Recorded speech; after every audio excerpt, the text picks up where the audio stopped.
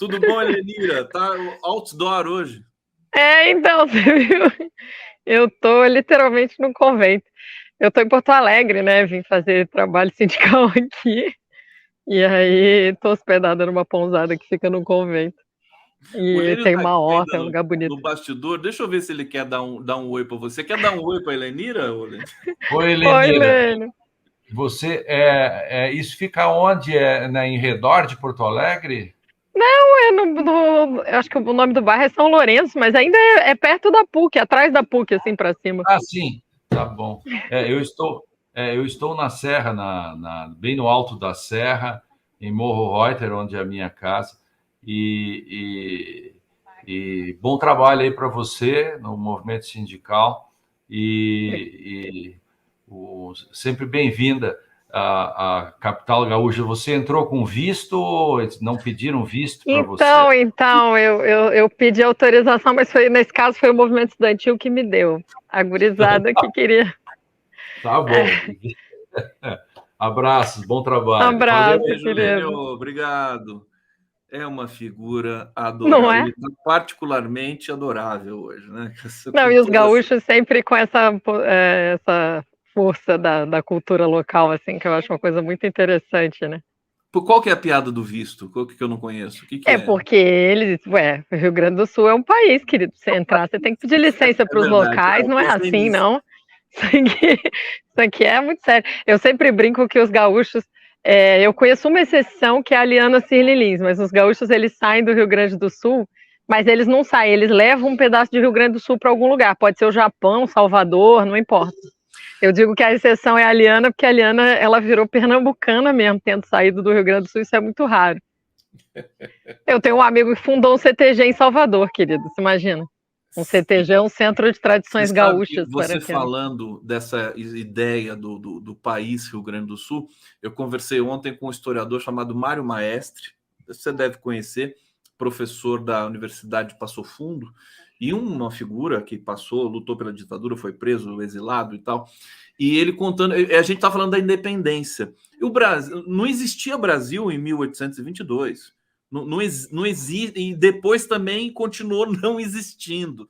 É uma é um delírio, né, coletivo essa ideia de Brasil. Eram colônias lusitanas, São Paulo, Minas, Rio, Bahia, Rio Grande do Sul, né, Pernambuco. que eram baseadas no escravagismo mais violento do mundo todo e que não queria perder a possibilidade de continuar trazendo escravo da África, Isso e é por a isso herança das capitanias hereditárias, né? A lógica de que você tinha um governador que, na verdade, é um dono, né? Ele era é, simultaneamente uma autoridade de Estado, mas um proprietário. Então, e o 7 de setembro foi costurado para que a escravidão continuasse no Brasil, até a abolição da escravidão, que também foi feita de maneira bastante precária, né, em 1888. então, é interessante a gente perceber. Eu sou, você sabe, né, que eu já falei aqui várias vezes que eu acho que o Brasil é fundado sobre 3 pilares, que é o estupro, a escravidão e as capitanias hereditárias. E o 7 de setembro é uma data muito simbólica da costura dessas 3 coisas, porque de fato existia um movimento abolicionista que vinha crescendo, uma resistência negra muito forte que vinha crescendo e que ganhava adeptos de, vamos dizer assim, brancos liberais, né, que vinham com uma outra lógica, normalmente alguns que estudavam fora e voltavam. E aí, só que esse fracionamento, e a gente precisa lembrar que esse fracionamento, ele chegou a reverberar até 60, quando você tinha exércitos estaduais, né? Que o Brizola, quando vai tentar resistência, ele ameaça com um exército estadual. O exército só se unifica depois. Então você tem um processo de um país cuja construção de identidade nacional ela é muito violenta o tempo inteiro, né?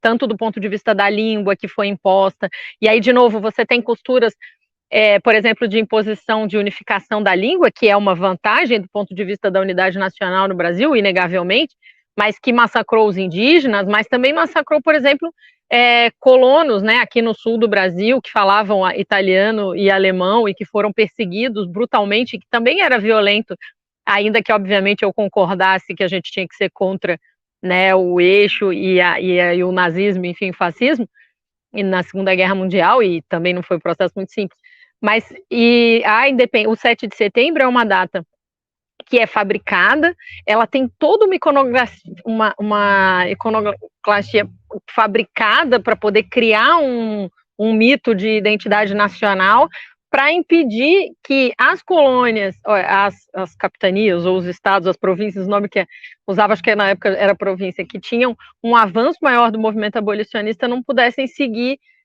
aprofundando. Agora, por que eu digo que a parte da misoginia está aí mesmo?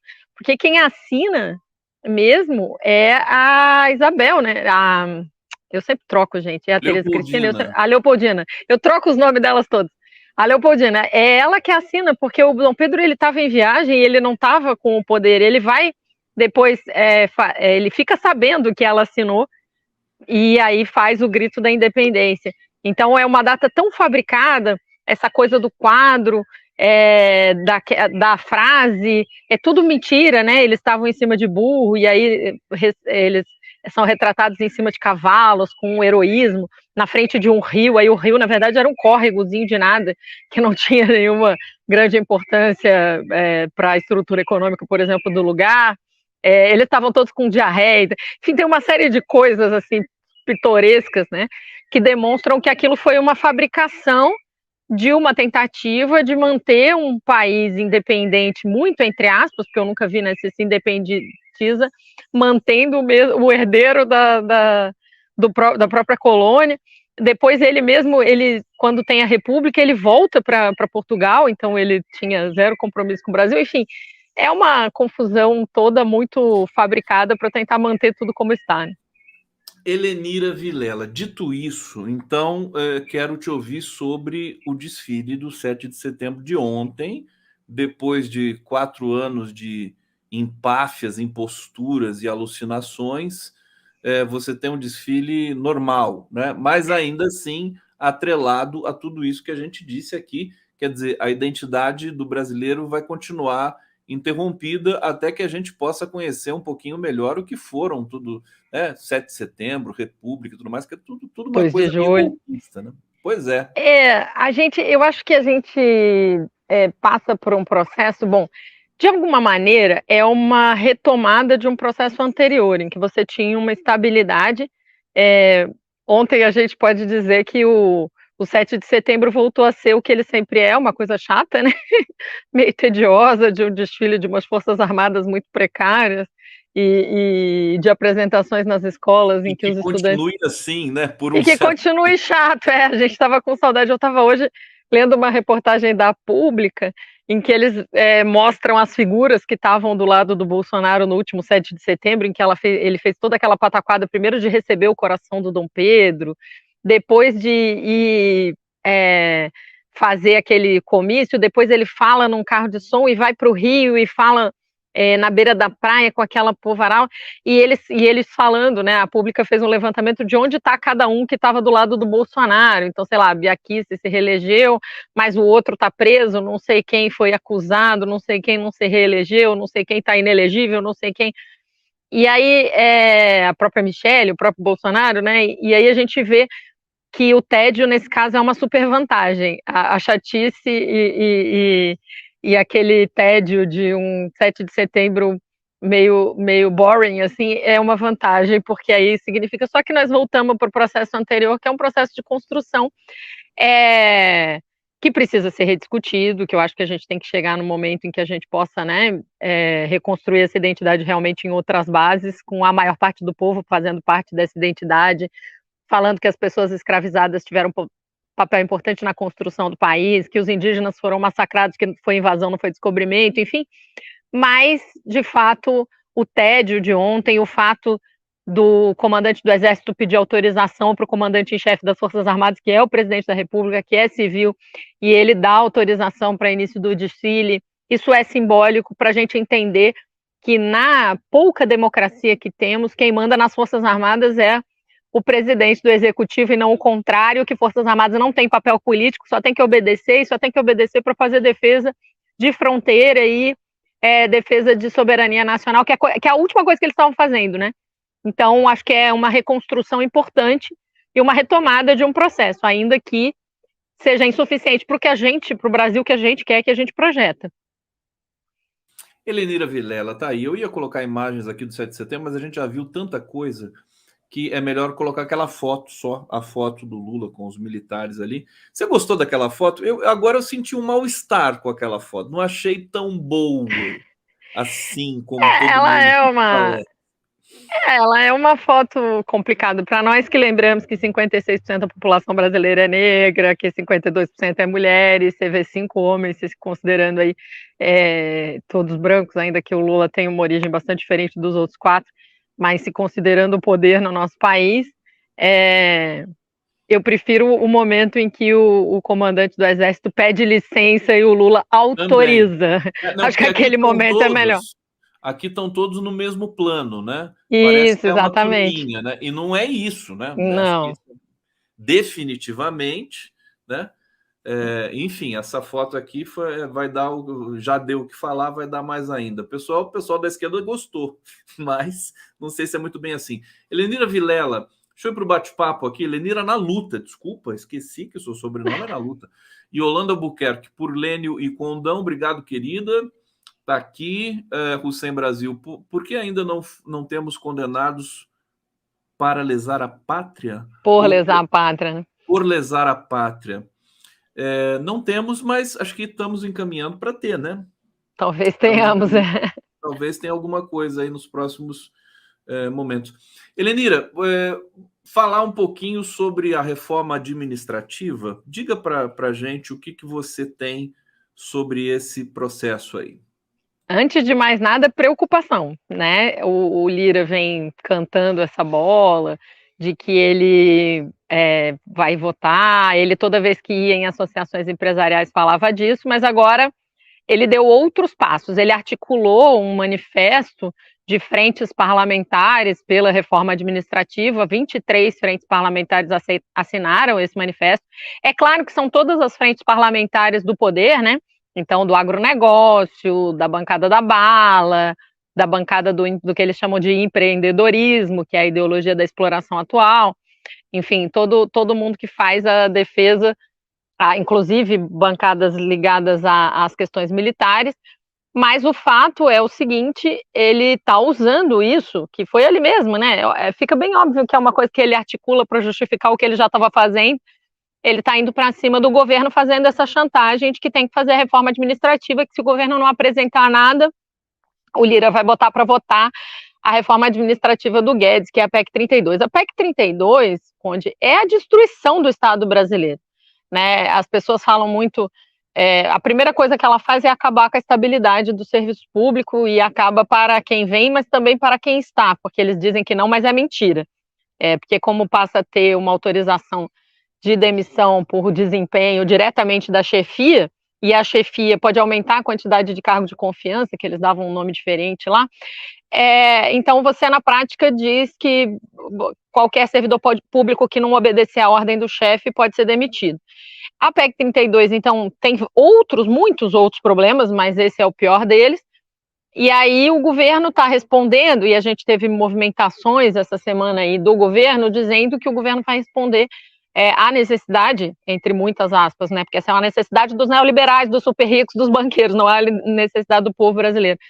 Mas vai responder essa necessidade de reforma administrativa com uma proposta. Tem algumas vantagens. A primeira é que o governo diz que não vai apresentar emenda constitucional, o que significa que não tem como acabar com a estabilidade, porque a estabilidade é essa proteção do povo. E aí, só para as pessoas entenderem, se não tivesse estabilidade no serviço público, não tinha escândalo de joias, porque não ia ter um servidor da Receita Federal que ia ter impedido o Bolsonaro de ficar com as joias, não ia ter CPI da Covid que pegou o Bolsonaro tentando... Tem um ser vivo andando na minha mão.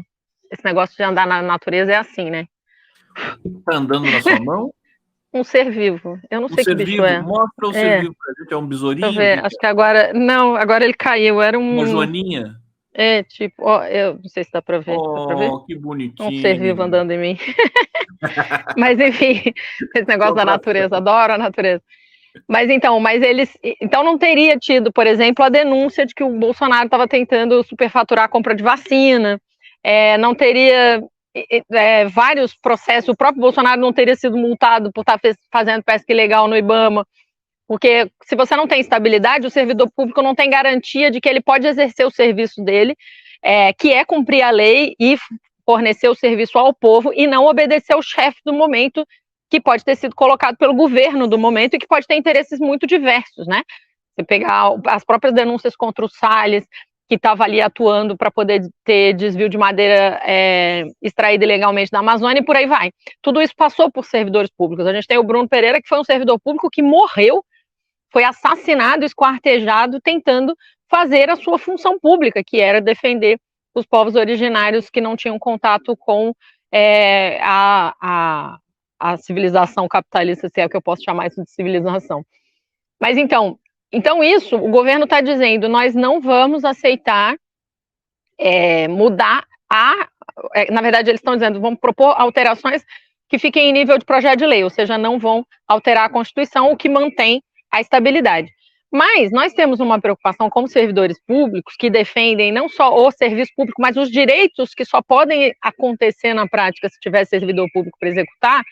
É uma preocupação muito grande porque esse Congresso é muito regressivo, ele tem uma ultra representação dos homens brancos, ricos, exploradores, agronegócio, neoliberais, banqueiros, que têm interesse em privatizar o Estado, que querem se apropriar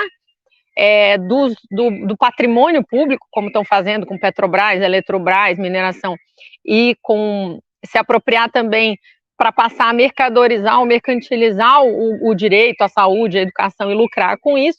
Então a gente tem preocupação porque qualquer porta que abrir para esse povo discutir tende a ser regressiva.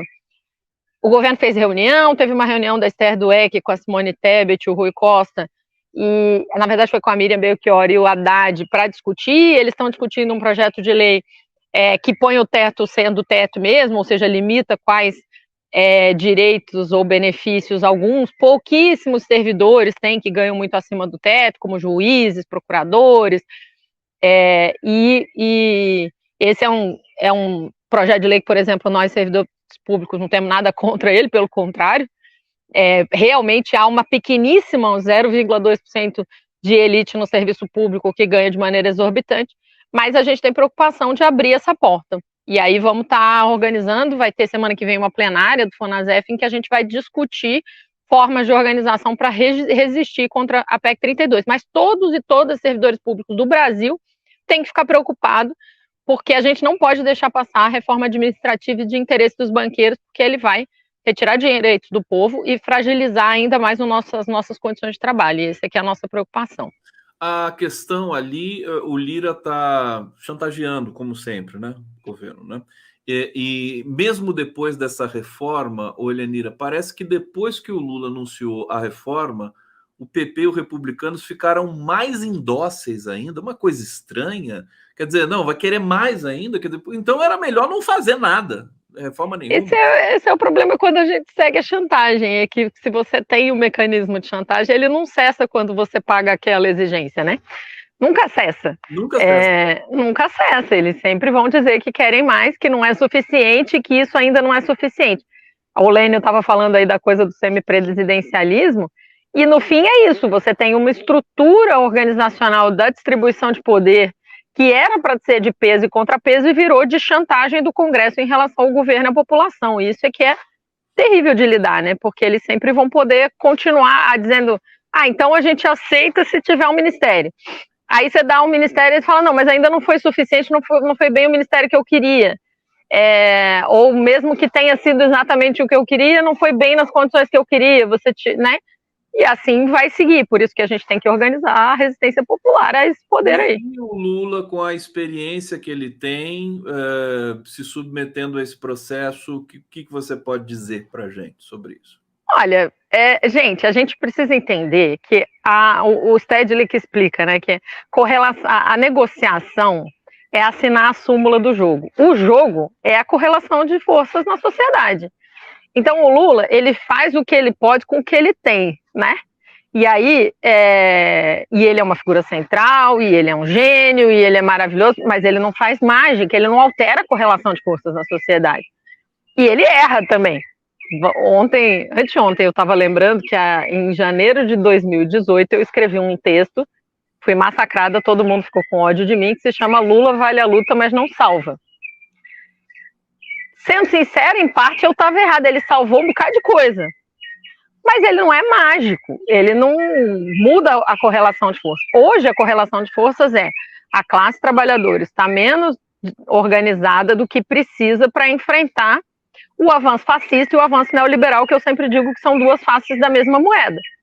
E aí, ele foi muito bem, na minha leitura, diante da pressão que ele sofreu, para fazer essa reforma ministerial. Se ele cedeu menos do que os caras queriam. Os caras quiseram o Ministério do Desenvolvimento Social, o Ministério da Saúde, e o que ele cedeu foi relativamente pouco. Mas a gente... E aí, assim, ele tem noção dos limites do que ele está fazendo. O que eu acho que ele não tem é noção de como que o governo podia enfrentar isso, que eu tenho falado, que eu vejo alternativas, que são alternativas parecidas com a que o Hugo Chávez usou para poder criar poder popular a partir da estrutura de governo, que foi isso que ele fez. E aqui a gente nunca fez nada parecido. Independente disso, os partidos, os movimentos têm a obrigação de se organizar e enfrentar. Porque os caras não estão tirando do Lula, gente, não estão tirando do PT, eles estão tirando do povo brasileiro. E aí nossa obrigação é ser povo organizado, militante e lutar. Começar a se mexer um pouquinho mais, né? Com essa questão aí, porque o Lula sozinho e com o grupo que ele tem ali do lado dele, que a gente sempre diz aqui, que fala, puxa, podia ser um grupo melhor, né? Tem um problema difícil, né? Desse grupo aí, que é um viés de confirmação. Esse povo aí só concorda com o Lula. Eles não têm estofo para... E o Lula, uma das genialidades dele é exatamente fazer muito bem sínteses de posições e de problemas complexos. Só que se não tem ninguém apresentando problema, qualquer coisa que ele fala, o povo fala, isso, presidente, bora! Ele não tem como fazer essa elaboração, porque ele não tem material, não tem... Agora, isso não seria... Ele é meio solitário nesse processo.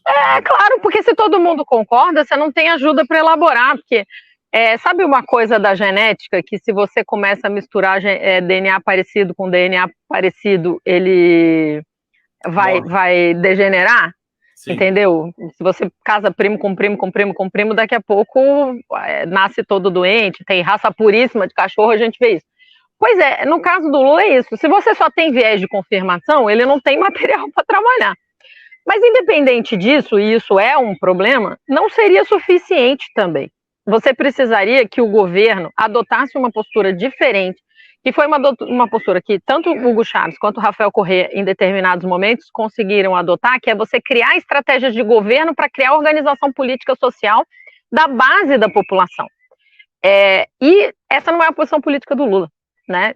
Não é isso que ele pensa. O Lula tem uma fé, e aí eu chamo de fé mesmo, porque não é baseada em fatos nem evidências, é fé pura nos acordos, na capacidade de negociação e nas instituições. Mas, gente, nem com todas as provas de que as instituições deram, de que elas não vão fazer o papel dela.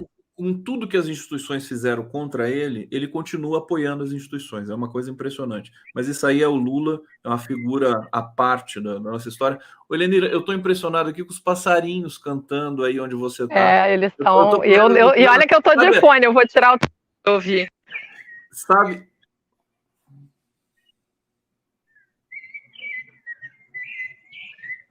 Tá vendo? Muito alto, eles estão cantando aqui, é uma beleza. Sabe? Não sei.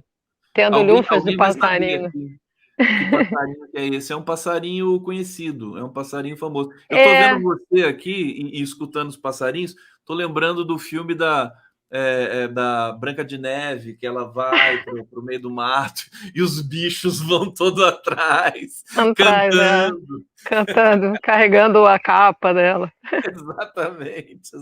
Tudo a ver você com a Branca de Neve, né? Tudo. Claro, pela beleza, certamente, mas pelo perfil psicológico, não, né, Helena Vilela? Nada de Branca de Neve para você. Nada de Branca de Neve. Nenhuma princesa, né? Só se fosse a Valente. Pegar uma faca aí. A Valente, sim. Olha, Hussein Brasil está aqui, a gente está... É Sabiá, né? É Sabiá, o pessoal está dizendo aqui. É Sabiá mesmo? Sabiá laranjeira. Eu ia chutar, mas eu... Sabe até a família, Sabiá Laranjeira, do Peito Poxa. Roxo. Não, brincadeira, do Peito Roxo Mulher de Mourão é trending topic no Twitter, não estou sabendo disso. Luciana Gatti, queridíssima pesquisadora aqui, master do Brasil, concordo com a Helenira. Quanto aos super salários, a questão da estabilidade também é super importante. Graças à nossa estabilidade, sobrevivemos à semiditadura que vivemos com Bolsonaro. O que sobrou de Estado, sobrou porque os servidores e as servidoras públicas, a gente se agarrou ali e ficou tentando salvar ICMBio, universidade, instituto, hospital, vacinação. Não conseguiu destruir todo o país. Rochelle Silva, hoje na saúde estamos passando dificuldades de executar políticas públicas de segurança do paciente pela falta de servidores públicos efetivos. Bom, tem concurso chegando aí.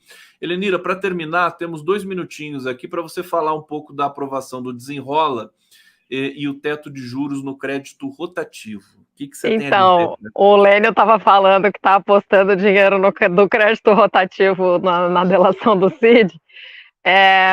Eu acho que foi um passo importante as duas coisas serem aprovadas. O Desenrola, ele foi aprovado na Câmara como um projeto de lei relatado pelo deputado Alencar Santana, do PT de São Paulo. Ele já era o relator da MP, eles juntaram tudo no PL e é tocar a política de desendividamento dos brasileiros e brasileiras que estão no Cade Único, com preferência de negociação de dívidas pequenas de até 5 mil, mas a gente precisa lembrar que no Brasil, bom pagador é só o pobre, né? E só que ele estava submetido a taxas de juros muito absurdas, que o Desenrola consegue impor uma posição política para reduzir e permitir que as pessoas tenham condição de pagar essas suas dívidas. Mas eu acho que o passo importante foi a limitação dos juros no crédito rotativo a só 100% ao ano. Só porque, apesar de parecer 100% ao ano uma dívida completamente um juro completamente inaceitável, a gente tinha crédito rotativo que cobrava 450, 600, até 1000% ao ano de juro, o que significa que nenhum agiota desses que a gente vê em filme conseguia cobrar mais juro do que o crédito rotativo cobrava dos brasileiros e das brasileiras. E isso é uma vitória, porque a gente precisa começar a impor derrotas ao pior, ao mais fascista, mais neoliberal, mais extorsivo campo da organização social brasileira, que são os banqueiros. Eles são criminosos, assassinos, terroristas, assaltantes, né? Eles literalmente matam as pessoas para poder manter mais zeros na lista de patrimônio e aumentar a sua posição na lista da Forbes. E eu digo isso porque a vida deles não muda, né? Não tem, se você tem 500 milhões, 1 bilhão, 10 bilhões, a qualidade de vida que você consegue ter, a não ser que você resolva em algum momento comprar a passagem para dar um passeio no espaço, o resto todo não muda, né? Você não dá para comprar relógio mais caro, mais helicóptero, ficar em hotel melhor. E aí, ou seja, isso não faz girar a economia, só acumula, extrai da economia, e impor qualquer derrota a esse campo é sempre importante. E é muito difícil. Mas eu acho que passar no regime de urgência, quase por unanimidade, só o Novo votou contra, indicou, né, deu indicação de votar contra, teve uns outros votos ali, pouquinhos, mas para restringir de alguma maneira o poder dessas pessoas. Então, amém, vamos ver como é que vai ser a aprovação no Senado, deve ser mais tranquila do que na Câmara, então a gente começa a impor. Agora, a proposta da auditoria cidadã da dívida é que a gente restrinja qualquer empréstimo de qualquer natureza a uma taxa de 2% de juro ao mês, que é muito menor do que essa, e eu acho que é ali que a gente tem que mirar, mas de qualquer jeito é um avanço no Congresso. Parabéns ao Alencar e a quem conseguiu costurar isso aí, porque diminui um pouco a agiotagem do sistema bancário brasileiro. Que sempre foi uma vergonha, uma máfia, né?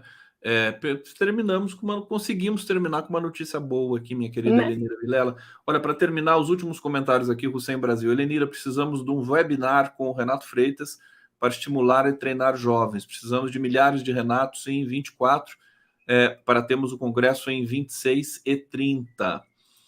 Hussein Brasil, Marielle representa o fim do cabresto na favela, e ele ainda diz aqui, mamatas de parentes de oficiais das Forças Armadas, surpresa. Gente, chegamos ao fim aqui do nosso giro especial intenso neste dia 8 de setembro. Helenira, brigadíssimo. Aproveite aí esse lugar lindo que você está. E semana que vem você volta para cá. Semana que vem você vai voltar na terça ou na sexta? É uma bela pergunta isso. Na Ainda não sexta. sabe? Na sexta, na sexta. Na sexta ainda? Sexta eu vou ter que dar aula. Ela fica gostou da sexta, a Helenira. Então tá bom, é ela que manda aqui, eu só obedeço.